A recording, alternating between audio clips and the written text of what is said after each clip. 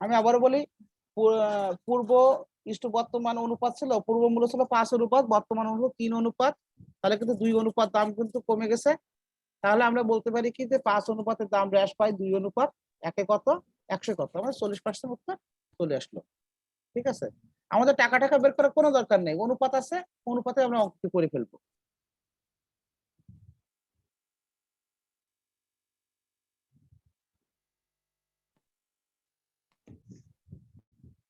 সাত দাগ। দাদা দাদা এই অঙ্কটা আরেকবার দেখান। হ্যাঁ অবশ্যই। 6 দাগ তো?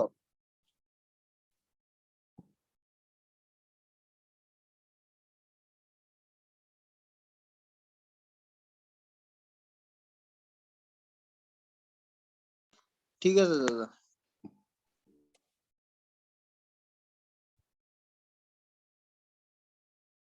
7 দাগ দেখো, বলছে একটি অফিসে 32 জন মহিলা কর্মী আছে, ওই অফিসে পুরুষ ও মহিলার অনুপাত হলো 9:16, অর্থাৎ 9 অনুপাত পুরুষ, মহিলার অনুপাত কত 16। ওই অফিসে কতজন পুরুষ কর্মী আছে, শতকরা কতজন? আমি অঙ্কটা কিন্তু আগে দেখো বিস্তারিত করছে, কিন্তু আমাদের দেখো এখানে পুরুষের অনুপাত কত 9, মহিলার অনুপাত কত 16, আবার মহিলার সংখ্যা দেওয়া আছে 32, মহিলার অনুপাত 16, আবার মহিলার সংখ্যা দেওয়া আছে কত 32। তাহলে কিন্তু আমরা সহজে লিখতে পারি যে 16 অনুপাত সমান সমান 32, 1 অনুপাত সমান কত, আর 9 অনুপাতের মান যদি বের করি তাহলে কিন্তু সেটা পুরুষ আসবে, কারণ পুরুষের অনুপাত কত ছিল 9, তাহলে আমরা দেখলাম 16 অনুপাত সমান সমান 32, 1 অনুপাত সমান কত, আর 9 অনুপাত সমান কত। সেখান থেকে আমাদের মোট জনসংখ্যা বের করতে হবে। বলছে কি ওই অফিসে শতকরা কতজন পুরুষ কর্মী রয়েছে, অর্থাৎ মোট জনসংখ্যার ভিতরে কতজন পুরুষ।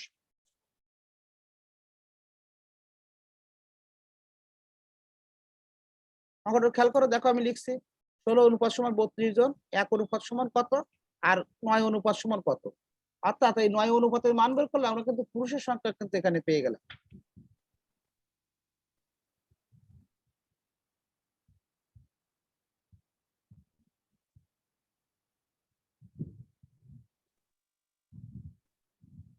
যখন বলছে যে ওই অফিসে শতকরা পুরুষের সংখ্যা কত, তাহলে কিন্তু অবশ্যই আমাদেরকে মোট জনসংখ্যাটা বের করে নিয়ে আসতে হবে। মোট জনসংখ্যা কত, 32 + 18 = 50 জন। তাহলে আমরা বলতে পারি যে 50 জনের ভিতর পুরুষ 18 জন, একে কত 100 কত।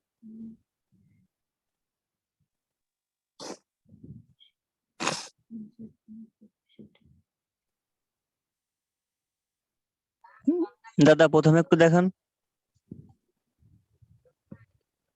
আমি আবারও বলি, পুরুষ ও মহিলা অনুপাত ছিল 9:16, অর্থাৎ 9 অনুপাত পুরুষ 16 অনুপাত মহিলা, মহিলার পরিমাণ দেওয়া ছিল আমার 32 জন। তাহলে আমরা বলতে পারি কি 9 অনুপাত সমান 32, 1 অনুপাত সমান কত, আর 9 অনুপাত সমান কত। 9 অনুপাতের মান বের করলে অবশ্যই সেটা আমরা পুরুষ পেয়ে গেলাম আর কি। তারপরে আমরা মোট জনসংখ্যা বের করলাম, পুরুষ প্লাস মহিলা 50 জন, তাহলে 50 জনের ভিতরে পুরুষ হলো 18 জন, একে কত আর 100 কত।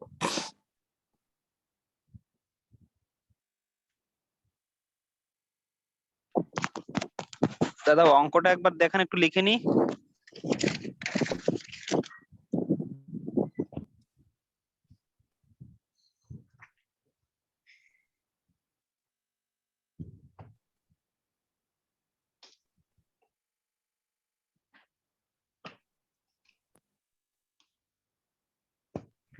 দাদা এখানে 50 জনে আপনার 18 জন ছিল, তারপর ডাবল করে দিলে হয়ে যায় না দাদা?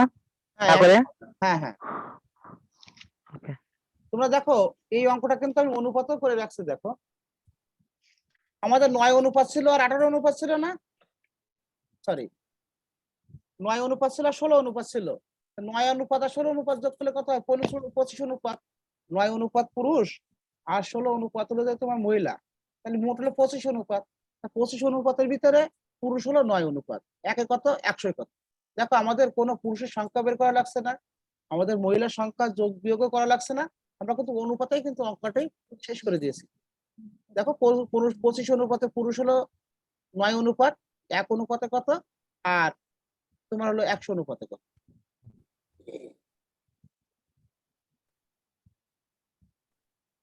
ঠিক আছে?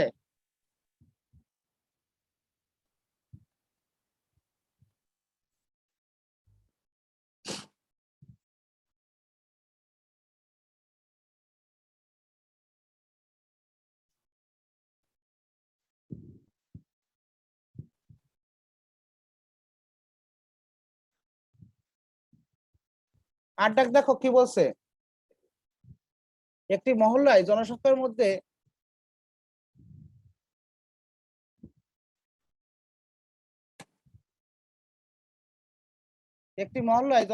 মধ্যে পুরুষের সংখ্যা 55%, ওই মহল্লায় পুরুষের সংখ্যা 1100 জন হলে মোট জনসংখ্যা কত?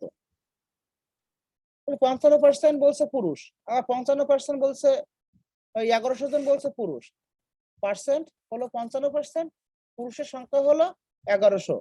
এটাকে তো সহজে বলতে পারি কি যে 55% সমান 1100। যদি মহিলা বের করতে বলতো তাহলে কিন্তু আমরা এখানে 35% মান বের করতাম, যে 55% যদি পুরুষ হয়, মহিলা কিন্তু বাকি থাকে 45%।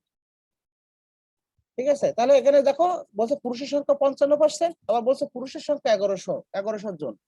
তাহলে কিন্তু আমরা সহজে,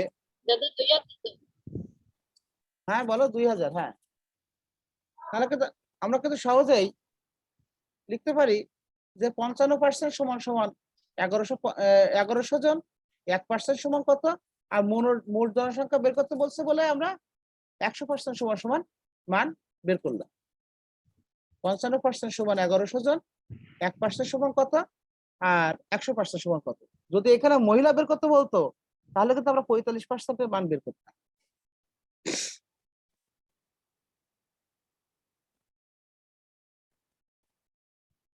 আমি আবারও বলি, 55% পুরুষ বলছে, 1100 জন পুরুষ বলছে, তাহলে আমরা বলতে পারি কি 55% সমান সমান 1100, 1% সমান কত, আর 100% সমান কত।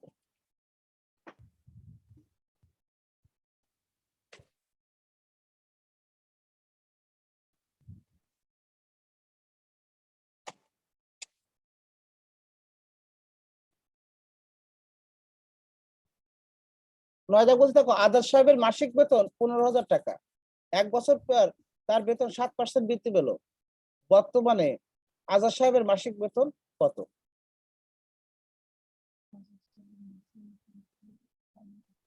আজাদ সাহেবের মাসিক বেতন 15,000 টাকা।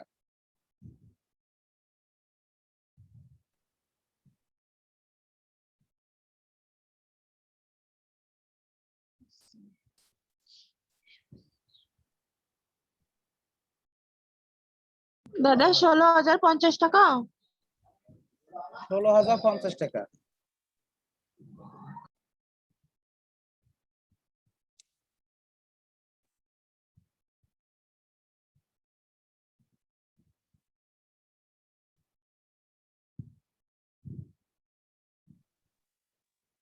হ্যাঁ দাদা হয়েছে 16,050।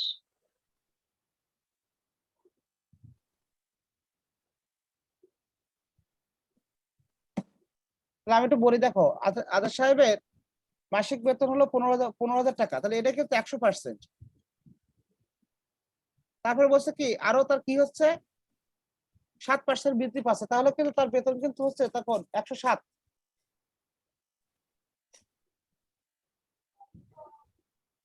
খেয়াল করো, তাহলে আমরা বলতে পারি আজাদ সাহেবের বেতন কত বলছে 15,000 টাকা, তাহলে 100% সমান 15,000, 1% সমান কত, আর 7% বৃদ্ধি পাচ্ছে মানে কত হচ্ছে তখন 107% হয়ে যাচ্ছে।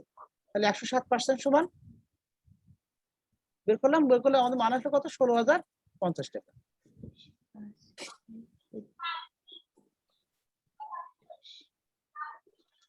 দাদা ওইটা 15,000-এর 7% করে, যোগ করে আবার দিছো? 15,000-এর সাথে 1,050 যোগ করে দিছে। হ্যাঁ, খুব সুন্দর, তুমি যেভাবে যাবে না কেন হবে, সমস্যা নেই।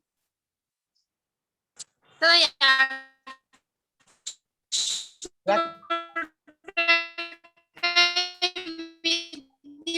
107 আর 1-এর হ্যাঁ রাখি, আবার বলো তোমার কথাটা বেঁচে যাচ্ছিল। 100 টাকায় বৃদ্ধি পাইছে, 107 টাকায়, 1 টাকায় আর 15,000 টাকায় করলেও তো একই আসে উত্তর। হ্যাঁ সব একই আসবে, কোনো সমস্যা নেই, কোনো সমস্যা নেই। তাহলে 10 দাগে একটু তোমরা করো তো। 15% বৃদ্ধি পেয়ে বেতন হয়েছে 5750 টাকা। পূর্বের বেতন কত ছিল?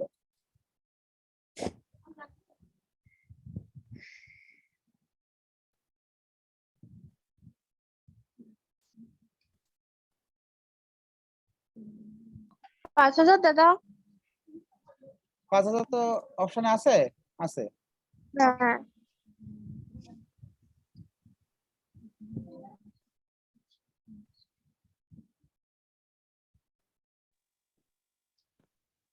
দাদা 5,000 হয়েছে।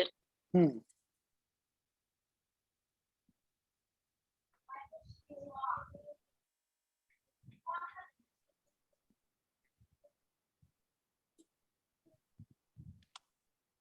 তাহলে খেয়াল করো, এখানে কিন্তু 15% বেতন বৃদ্ধি পেয়ে তো 2750 টাকা হয়েছে, অর্থাৎ আগে যদি 100% থাকতো, এখন হচ্ছে কত? 115%, তাই না? তাহলে আমরা কিন্তু অঙ্কটা এভাবে করতে পারি যে 115% সমান সমান 5750, 1% সমান কত, আর তোমার 100% সমান কত? পূর্বের বেতন বলছে, তাহলে আমাদের 100% মান বের করলে হয়ে গেল। দাদা হ্যাঁ বলো। ওই যে পূর্বে দিলে উপরে 100 দিয়ে গুণ করে দিছে ডাইরেক্ট। হ্যাঁ ওইটা এখন এদের শেখায়নি, এদের শেখাবো আর কি। ওইটা ওই পর্যন্ত যায়নি এদের। না এটা আমার ঠিক আছে কিনা তাই জিজ্ঞাসা করছি আবার। ঠিক আছে সবার?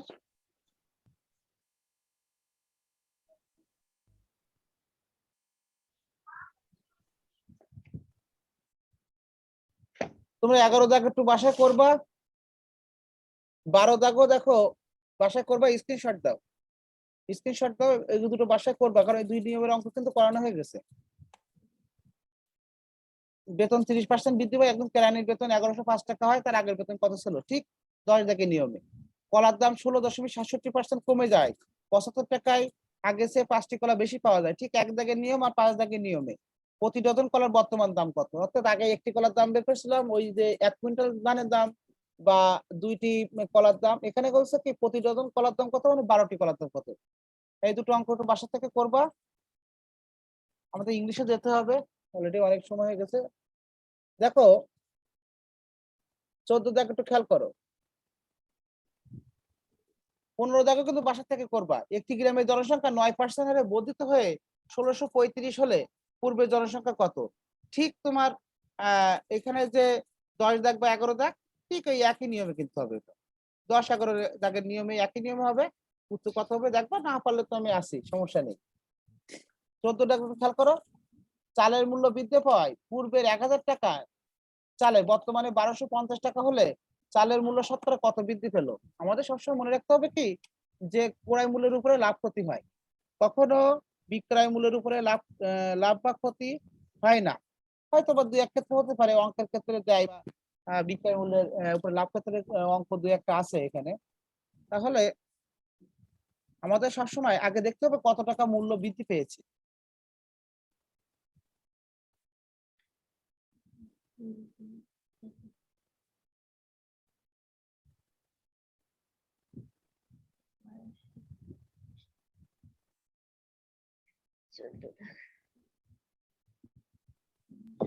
তা 25।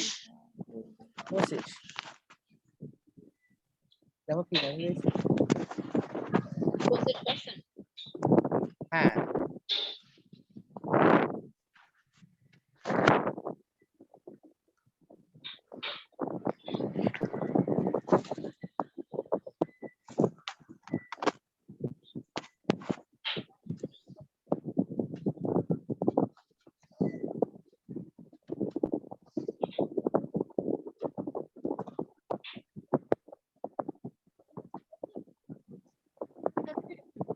হ্যাঁ, তাহলে দেখো আমি কিন্তু বারবার কি বলছি যে ক্রয় মূল্যের উপরে লাভ ক্ষতি হয়, কখনো বিক্রয় মূল্যের উপরে কিন্তু লাভ ক্ষতি হয় না। এখানে দেখো আগের দাম ছিল 1000 টাকা, বর্তমানে হলো 1250 টাকা, তাহলে দাম বৃদ্ধি পেয়েছে কত, এটা আমরা একটু দেখে আসবো। দেখো আগের দাম ছিল 1000 টাকা, বর্তমান দাম 1250 টাকা, তাহলে দাম বৃদ্ধি পায় 1250 বিয়োগ 1000 সমান সমান 250 টাকা। তাহলে আমি কি বলছি যে ক্রয় মূল্যের উপরে লাভ ক্ষতি হয়, কখনো বিক্রয় মূল্যের উপরে লাভ ক্ষতি হয় না। অর্থাৎ 1000 টাকায় মূল্য বৃদ্ধি পায় কত, 250 টাকা, একে কত আর 100 কত, উত্তর 25%। বন্ধু নিয়ার মিউট করো।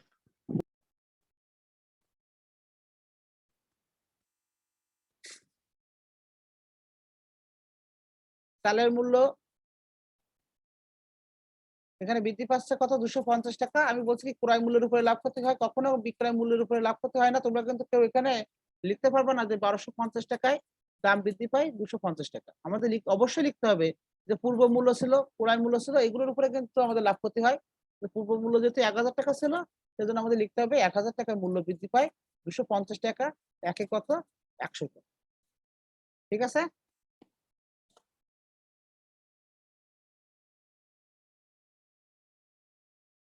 অঙ্ক যে নিয়মগুলো করালাম তোমাদের, তোমরা একটু বাসায় দেখবে, যেগুলো হবে না আমাকে একটু আগে থেকে মেসেঞ্জারে পাঠিয়ে দিবা, তাহলে আমি সাজায় অঙ্কগুলো করে রাখতে পারি, সুবিধা হয় আর কি। আমরা এখন ইংলিশে চলে যাব। ইংলিশে আমি বলছিলাম কি যে আমরা একটু রুলে যাব, যেহেতু আমাদের গতকালকে টেন্স দেখাইছি, তারপর পার্ট অফ স্পিচ হয়ে গেছে। আমাদের অবশ্য আরো কিছু দেখাতে হতো, ক্লাস গুলো দেখায় আসতে হতো, কিন্তু প্রত্যেকটা পরীক্ষায় আমাদের সাবজেক্ট বা এগ্রিমেন্ট থেকে কিন্তু একটা না একটা কোশ্চেন থাকে। এর জন্য আমরা সাবজেক্ট বা এগ্রিমেন্ট আগে করব। এখানে সাবজেক্ট বা এগ্রিমেন্টের কাজ হলো কি, সাবজেক্টের ভিত্তিতে ভার্বটা কিভাবে বসে, সাবজেক্টের ভিত্তিতে ভার্বটা কিভাবে বসবে, এটা কিন্তু মূলত সাবজেক্ট বা এগ্রিমেন্টের বিষয়।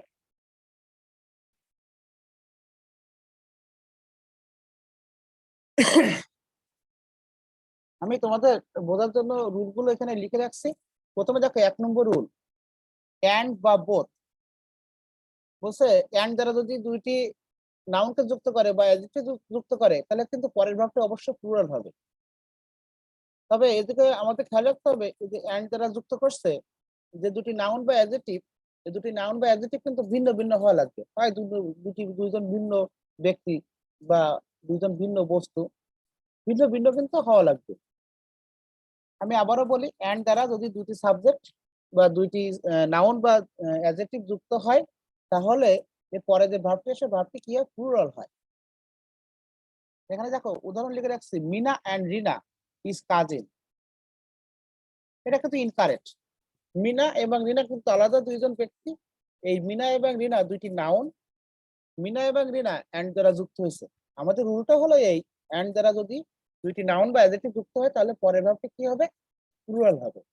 দেখো Meena and Reena are cousin, Meena and Reena are cousin. তাহলে আমাদের প্রথম রুলটার অর্থ হলো এই, অ্যান্ড দ্বারা যদি দুইটি ভিন্ন অ্যাডজেক্টিভ বা দুইটি ভিন্ন নাউনকে যুক্ত করে, তাহলে এর পরে যে ভার্বটি আসবে সেটা কি হবে, প্লুরাল হবে। আমরা 2 নম্বর রুলে চলে যাই। বলছে অ্যান্ড দ্বারা যুক্ত দুটি অ্যাডজেক্টিভ বা নাউন এর উভয় পাশে আর্টিকেল থাকলে ভার্বটি প্লুরাল হয়, কিন্তু উভয় পাশে আর্টিকেল না থাকলে ভার্বটি সিঙ্গুলার হয়। আমি তোমাদের জিনিসটা আরো সহজ করে দিই। এই অ্যান্ড দ্বারা যদি দুইটি অ্যাডজেক্টিভ বা দুইটি নাউন যুক্ত হয়, এদের আগে যদি একটা মাত্র আর্টিকেল থাকে, আমরা দেখো এই উদাহরণে যাই, দি হেডমাস্টার অ্যান্ড সেক্রেটারি।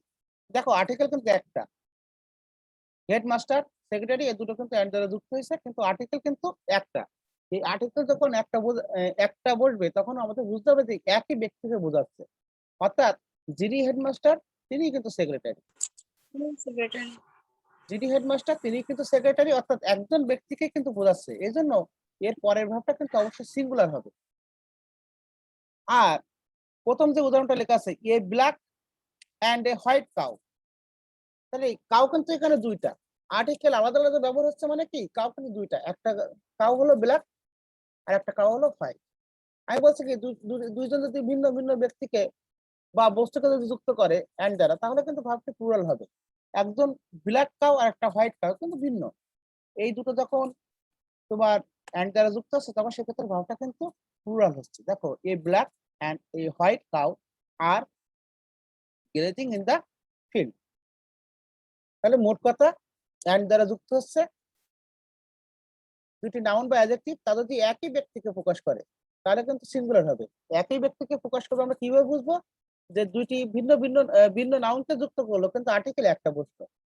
আর যে দুটো নাউনকে যুক্ত করবে তাদের উভয়ের আগে যদি আর্টিকেল বসে তাহলে আমাদের বুঝতে হবে যে ব্যক্তি দুইটি বা বস্তু দুটি কিন্তু ভিন্ন ভিন্ন, সেক্ষেত্রে পরবর্তী ধাপটা কিন্তু প্লুরাল হবে। 3 নম্বরে দেখো আবার অ্যান্ড দ্বারা যুক্ত। বলছে অ্যান্ড দ্বারা যুক্ত সাবজেক্ট দুটির পূর্বে ইস বা এভরি থাকলে ভার্বটি কিন্তু সিঙ্গুলার হয়। আমরা এখানে কিন্তু ভিন্ন ভিন্ন ব্যক্তি বা বস্তুকে যুক্ত করলো কিন্তু সেই ভিন্ন ভিন্ন ব্যক্তি বা বস্তু উভয়ের সামনে কিন্তু ইস আছে, তখন কিন্তু সেটা কিন্তু আবার প্লুরাল হবে না, তখন কিন্তু সেক্ষেত্রে সিঙ্গুলার হবে। মোট কথা, কোনো সেন্টেন্সে যদি নাউনের পূর্বে ইস ব্যবহৃত হয় ভার্বটি সবসময় সিঙ্গুলার হয়। এটা কিন্তু একটা রুল আছে, আমরা সেটা পরবর্তীতে যাবো। তাহলে দেখো এখানে বলছে ইস বয় অ্যান্ড ইস গার্ল। তাহলে দেখো বয় এবং গার্ল দুটির সামনেই কিন্তু ইস আছে। এই দুইটির সামনে ইস থাকার কারণে ভিন্ন হলেও বয় এবং গার্ল তো ভিন্ন, আমরা জানি ভিন্ন হলেও কিন্তু ভার্বটার ক্ষেত্রে সিঙ্গুলার হবে। তাহলে অ্যান্ড এর যে আবার 4 নম্বরে কিন্তু দেখো এটাও অ্যান্ড দ্বারা যুক্ত সমজাতীয় একাধিক নাউন। দাদা হ্যাঁ বলো। এখানে যদি ইস বয় এন্ড গার্ল থাকে তাহলে ও সিঙ্গুলার হবে, ইস থাকলে সিঙ্গুলার হবে। মানে প্রত্যেকটার পূর্বে ইস না থাকলেও শুধুমাত্র ইস থাকলেও সিঙ্গুলার হবে। হ্যাঁ হবে, কিন্তু এই সেন্টেন্সের ক্ষেত্রে তুমি ইস বয় এন্ড গার্ল এরকম বলতে হবে না। ইস বয় এন্ড ইস গার্ল মানে প্রত্যেক বালক এবং প্রত্যেক বালিকা হ্যাজ এ পেন, মানে প্রত্যেকের কাছে একটা করে পেন ছিল। ঠিক আছে, আচ্ছা তাহলে দেখো 4 নম্বর বলছে সমজাতীয় একাধিক নাউন, যেমন honesty and truthful, honour and glory, solo and steady, horse and carriage, name and address, bread and butter, rice and curry, এই যে পরবর্তী এগুলো কিন্তু অ্যান্ড দ্বারা যুক্ত হয় এবং সেন্টেন্সে কিন্তু ব্যবহৃত হয়। এগুলোর ক্ষেত্রে কিন্তু ভার্ব সিঙ্গুলার হবে। যেরকম বলছি the horse and carriage is at the door, দেখো ভার্ব কিন্তু সিঙ্গুলার হয়েছে। আমি বলি আবার যদি থাকা গেল যে হনেস্টি এবং ট্রুথনেস আছে, ট্রুথফুলনেস, অনার এবং গ্লোরি যদি আসে, সোলো অ্যান্ড স্টেডি যদি আসে, হর্স অ্যান্ড ক্যারিয়াস তো এখানে উদাহরণে আছে, নেম অ্যান্ড অ্যাড্রেস যদি আসে, ব্রেড অ্যান্ড বাটার আসে, এগুলো কিন্তু সমজাতীয় জিনিস। এগুলো অ্যান্ড দ্বারা যুক্ত হলে কিন্তু এক্ষেত্রে ভার্বটি সিঙ্গুলার হবে। তাহলে এখানে যে 4টি রুল সেগুলো আমি আরেকটু পর্যালোচনা করে আসি। প্রথমে বলছে অ্যান্ড দ্বারা যুক্ত হবে, দুটি ভিন্ন ভিন্ন ব্যক্তি বা বস্তু হলে কিন্তু ভার্বটা প্লুরাল হবে। অ্যান্ড দ্বারা যুক্ত হচ্ছে কিন্তু যদি একই ব্যক্তি বা বস্তুকে বোঝায় সেক্ষেত্রে কি হবে? আর্টিকেল একটা বসবে, তখন কিন্তু ভার্বটা সিঙ্গুলার হবে। আবার অ্যান্ড দ্বারা যুক্ত হচ্ছে দুটি ভিন্ন ভিন্ন ব্যক্তি বা বস্তু, সেক্ষেত্রে কি হবে? যে দুটি অ্যাডজেক্টিভ বা নাউন অ্যান্ড দ্বারা যুক্ত হচ্ছে তাদের আগে কিন্তু আলাদা আলাদা আর্টিকেল বসবে এবং সেক্ষেত্রে ভার্বটি প্লুরাল হবে। পরে বলা হচ্ছে অ্যান্ড দ্বারা যুক্ত হচ্ছে কিন্তু উভয় নাউনের আগে বা অ্যাডজেক্টিভের আগে কিন্তু তোমার ইস আছে, সেক্ষেত্রে কিন্তু ভার্বটা সিঙ্গুলার হবে। 4 নম্বর বলছে সমজাতীয় একাধিক জিনিস যদি অ্যান্ড দ্বারা যুক্ত হয় সেক্ষেত্রে কিন্তু ভার্বটা সিঙ্গুলার হয়। Horse and carriage, bread and butter, এই দুটো কিন্তু সব থেকে বেশি আসে। Slow and steady, horse and carriage and bread and butter, এই তিনটা আমি দেখছি অনেক জায়গায়। তাছাড়া কিন্তু এখানে honesty and truthfulness, honour and glory, address and name, তারপরে তোমার রাইস অ্যান্ড কারি, এগুলো কিন্তু আমাদের একটু মনে রাখতে হবে। এগুলো যদি অ্যান্ড দ্বারা যুক্ত হয় তাহলে কিন্তু ভার্বটা সিঙ্গুলার হবে। 5 নম্বরে বলা হচ্ছে দেখো somebody, someone, something, anybody, anyone, anything, nobody, no one, no nothing, everybody, everyone, everything, whatever, whoever, whichever, এগুলো যদি সাবজেক্ট হিসেবে কোনো সেন্টেন্সে ব্যবহৃত হয় তাহলে ভার্বটি চোখ বুঝে সিঙ্গুলার আমাদের বসাতে হবে। Somebody, someone, something, nobody, no one, something, যেগুলো আমাদের যে ওয়ার্ড গুলো এখানে লেখা আছে, তোমাদের যদি লিখতে অসুবিধা হয় তোমরা কিন্তু স্ক্রিনশট দিয়ে রাখতে পারো, তো পরবর্তীতে তোমরা তুলে নিতে পারো আর কি। Somebody, someone, something, anybody, anyone, anything, nobody, nothing, হ্যাঁ, নো ওয়ান, নাথিং, এরকম যদি থাকে এই জায়গায় যে ওয়ার্ড গুলো লেখা আছে এগুলো যদি কোনো সেন্টেন্সের সাবজেক্ট হিসেবে ব্যবহৃত হয় তাহলে কিন্তু চোখ বুঝে আমরা পরবর্তী ভার্বটি সিঙ্গুলার করে ফেলবো। এটা হচ্ছে something is better than nothing. Something এখানে সাবজেক্ট, এই জন্য পরে যে ভার্বটি আসছে সেটা কিন্তু সিঙ্গুলার হচ্ছে।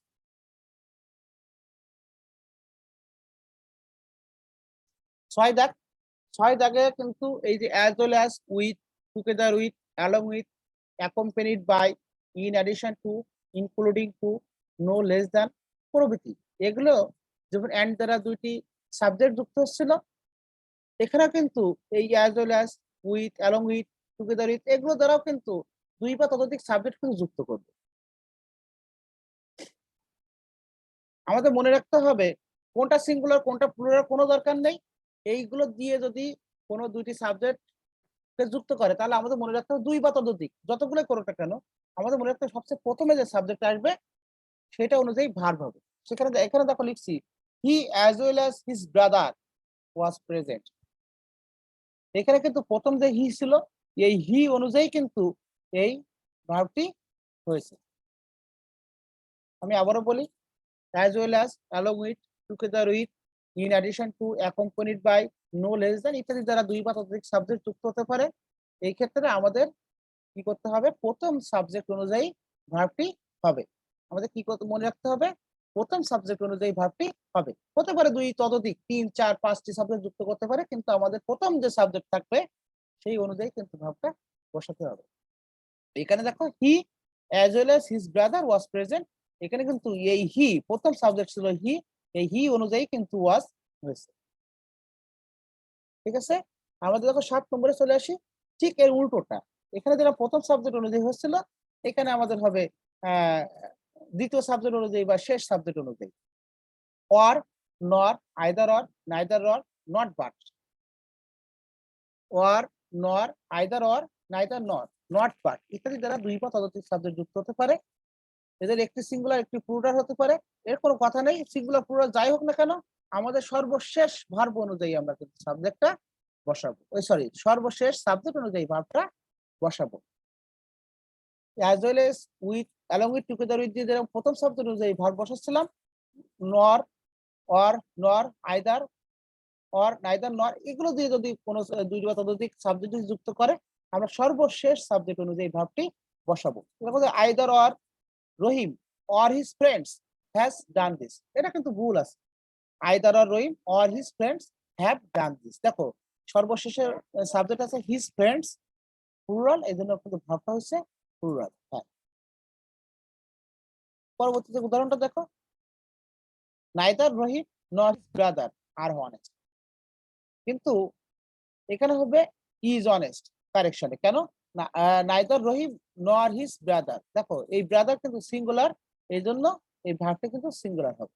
তাহলে সহজে যেটা আমি বোঝাতে চাচ্ছি সেটা হলো somebody, someone, something, anybody, anyone, anything, ওগুলো না, as well as, along with, together with, এগুলো যদি যুক্ত হয় দুই বা ততোধিক সাবজেক্ট তাহলে প্রথম সাবজেক্ট অনুযায়ী ভার্বটি হবে, প্রথম সাবজেক্ট যদি সিঙ্গুলার হয় ভার্বটি সিঙ্গুলার হবে, প্রথম সাবজেক্ট যদি প্লুরাল হয় ভার্বটি প্লুরাল হবে। আর or, nor, either or, neither not, not but ইত্যাদি দ্বারা দুই বা ততোধিক সাবজেক্ট যদি যুক্ত করে তাহলে সর্বশেষ যে সাবজেক্ট অনুযায়ী ভার্বটি হবে, সর্বশেষ সাবজেক্ট যদি সিঙ্গুলার হয় তাহলে ভার্বটি সিঙ্গুলার হবে, সর্বশেষ সাবজেক্ট যদি প্লুরাল হয় ভার্বটি প্লুরাল হবে। আমরা আমাদের 8 নম্বর রুলে চলে আসি। দেখো বলা হচ্ছে one of, each of, neither of, either of, none of. এরপরে নাউন বা প্রোনাউনটি প্লুরাল হয় কিন্তু ভার্বটা সিঙ্গুলার হয়। এখানে কিন্তু কারেকশন দুই ভাবে আসে, কিন্তু ওয়ান অফ দিয়ে পরের নাউনটা কিন্তু সিঙ্গুলার বসা দেবে, ভার্বটি কিন্তু সিঙ্গুলার বসালো কোনো সমস্যা নেই, কিন্তু আমাদের মনে রাখতে হবে এই one of, each of, neither of, either of, none of, এই যে ওয়ার্ড গুলো এগুলো যদি সেন্টেন্সে প্রথমে বসে এবং এর পরের সাবজেক্টটি অবশ্যই কি হবে, প্লুরাল হতে হবে। দেখো আমাদের উদাহরণে আছে one of the passenger by rescue her, one of the passenger, কিন্তু আমরা কি জানি one of, each of, neither of, either of বা নান অফ, এগুলো যদি সেন্টেন্সে প্রথমে বসে এর পরবর্তী ভার্বটি কিন্তু ওই সাবজেক্টটি কিন্তু প্লুরাল হবে এবং ভার্বটি কিন্তু সিঙ্গুলার হবে। এইখানে কারেকশনে কিন্তু কোনো কারেকশনে তোমার সাবজেক্টটাকে সিঙ্গুলার বানায় রেখে দেয়, কোনো কারেকশনে ভার্বটাকে প্লুরাল করে রেখে দেয়।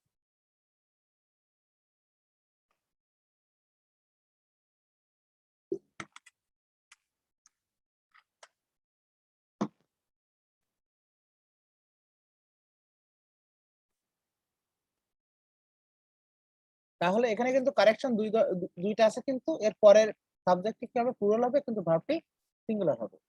এবার দেখো মেনির রুল।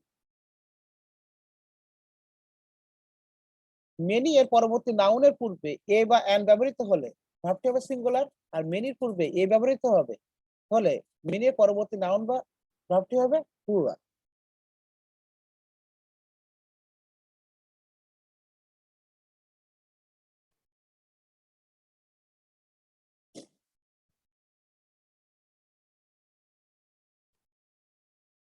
সহজে মনে রাখার উপায় কোনটা দেখো, মেনি এর পরে many a R A many, একটা হলো কি বলছি মেনি তারপরে এ, আর পরেটা কি বলছি এ তারপরে many.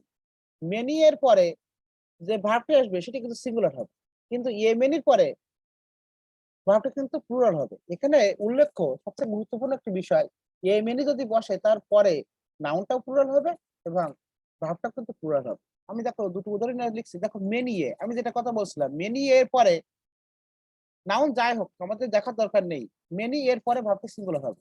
Many a man has tried to complete the work. Many a man has tried to complete the work. আমি বলছি কি মেনি এর পরে নাউন কি হোক কোনো দরকার নেই, আমাদের যে ভার্বটা আসবে সেটা কিন্তু কি হবে, সিঙ্গুলার হবে। আর তারপরে বলছি এ মেনি, দেখো a great man, sorry a great many books, sorry আমি কিন্তু গ্রেট উল্লেখ করলাম না এখানে, আমি বললাম এ মেনি বুকস। এ মেনি যদি ব্যবহৃত হয় পরবর্তী নাউনটা প্লুরাল হবে এবং ভার্বটাও কিন্তু প্লুরাল হবে, এটা কিন্তু আমাদের মাথায় রাখতে হবে। তাহলে সহজ হিসাব যে মেনি এর পরে ভার্ব সিঙ্গুলার হবে, এ মেনির পরে ভার্ব প্লুরাল হবে। এখানে উল্লেখ্য এ মেনির পরে নাউনটা প্লুরাল হবে এবং ভার্বটা কিন্তু প্লুরাল হবে। 10 নম্বর দেখো relative pronoun who, whose, what এর পরের ভার্বটি রিলেটিভ প্রোনাউনের আগের নাউন বা প্রোনাউন বা নাম্বার বা পার্সন অনুযায়ী বসে।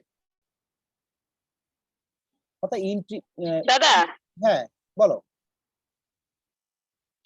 এখানে এ মেনি এরপরে যদি নাউন আপনার সিঙ্গুলার হয় তাহলে সিঙ্গুলার কি কখনো হবে? হবে না, সিঙ্গুলার কখনো হবে না, সিঙ্গুলার হলে কিন্তু সেটা রং। এটা কিন্তু কারেকশনে দিতে পারে, এ মেনি দিল দিয়ে তারপরে নাউনটা সিঙ্গুলার করে রেখে দিল, কিন্তু আমরা কি জানি এ মেনির পরে কিন্তু নাউন সিঙ্গুলার হবে না, প্লুরাল হবে। আচ্ছা, না এটা মনে হলো তাই বললাম। হ্যাঁ খুব সুন্দর কোশ্চেন করছো, সমস্যা নেই তো। Relative pronoun who, whose, what, that এর পরের ভার্বটি রিলেটিভ প্রোনাউনের আগে নাউন বা প্রোনাউনের নাম্বার ও পার্সন অনুযায়ী বসে, একে বলা ইন্টিসিডেন্ট। আমরা যখন রিলেটিভ রিলেটিভ এগুলো করব, সেন্টেন্স গুলো করব, তখন কিন্তু আমরা বুঝতে পারবো। দেখো it is I who are the student, দেখো এই হুর আগে যে সাবজেক্টটা আছে বা নাউন বা প্রোনাউনটা আছে আই, এটাকে বলা হয় কি ইন্টিসিডেন্ট। ইট এর জন্য কিন্তু ইজ বসে গেছে, কিন্তু এই রিলেটিভ প্রোনাউন দ্বারা কিন্তু দুটি সেন্টেন্স যুক্ত করে। হয়তো কিন্তু লাইন আবার কেটে যেতে পারে, আমরা কিন্তু আবার ঢুকবো, পড়াগুলো কিন্তু ধরবো আজকে। আচ্ছা যাই হোক, ইটের জন্য কিন্তু ইজ বসে গেছে, আয়ের কিন্তু কোনো ভাব কিন্তু বসেনি। এই রিলেটিভ প্রোনাউন দ্বারা কিন্তু দুইটি সেন্টেন্সকে যুক্ত করতে পারে, দুটি নাউনকে যুক্ত করে, সব অবস্থান ভেদে আমরা পরে আসবো সেই আলোচনাগুলোতে। তাহলে এখানে দেখো ইটের জন্য ইজ বসে গেছে, আয়ের জন্য কিন্তু অ্যাম বলবে, সহজ বাংলায় বুঝতে গেলে। কিন্তু আমরা জানি হুর আগে যে নাউন বা প্রোনাউন থাকে এটাকে বলা হয় ইন্টিসিডেন্ট, এবং এই রিলেটিভ প্রোনাউনের পরে যে ভার্বটি হয় সেটি তার ইন্টিসিডেন্ট অনুযায়ী হয়, অর্থাৎ এই আয় অনুযায়ী কিন্তু এখানে